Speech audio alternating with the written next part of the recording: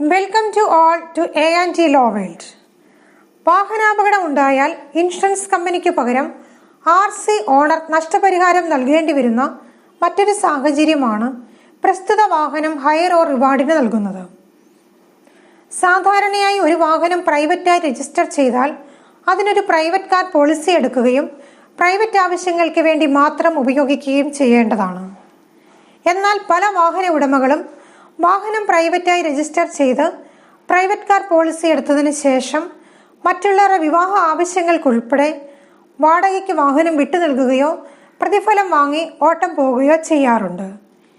ഉൾനാടൻ പ്രദേശങ്ങളിലും ഗ്രാമപ്രദേശങ്ങളിലും ടാക്സി വാഹനങ്ങളുടെ അപര്യാപ്തത നിമിത്തവും വിശേഷ ദിവസങ്ങളിലും മറ്റും ചുറ്റുപാടുമുള്ള പ്രൈവറ്റ് വാഹനങ്ങളെ ഇത്തരം പർപ്പസിന് വേണ്ടി ഉപയോഗിക്കാറുമുണ്ട്.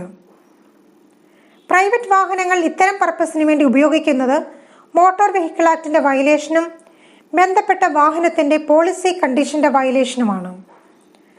സാധാരണഗതിയിൽ ഇത്തരം പ്രവൃത്തികൾ നിയമത്തിന്റെ ദൃഷ്ടിയിൽ പെടാറില്ലെങ്കിലും അപകടം സംഭവിച്ചാൽ MV ആക്ടിന്റെയും അതുപോലെ പോളിസി കണ്ടീഷന്റെയും വയലേഷൻ ഉള്ളതുകൊണ്ട് MACT കേസുകളിൽ ഇൻഷുറൻസ് പരിരക്ഷ ലഭിക്കാതെ വരികയും വാഹന ഉടമ നഷ്ടപരിഹാരം നൽകേണ്ടി വരികയും ചെയ്യും.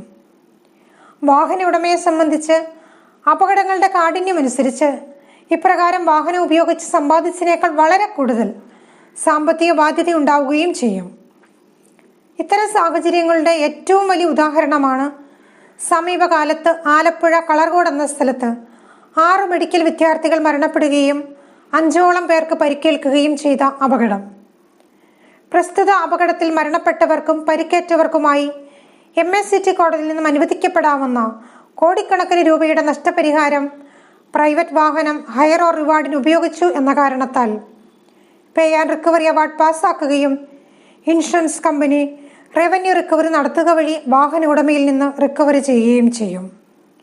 ഇത്തരം സാഹചര്യങ്ങൾ ഒഴിവാക്കുവാനായി പ്രൈവറ്റായി രജിസ്റ്റർ ചെയ്യുന്ന വാഹനം പ്രൈവറ്റായി മാത്രം ഉപയോഗിക്കുകയും ഹയർ ഓർ റിവാർഡിന് വേണ്ടി ഉപയോഗിക്കാതിരിക്കാൻ വാഹന ഉടമകൾ ശ്രദ്ധിക്കേണ്ടതുമാണ്.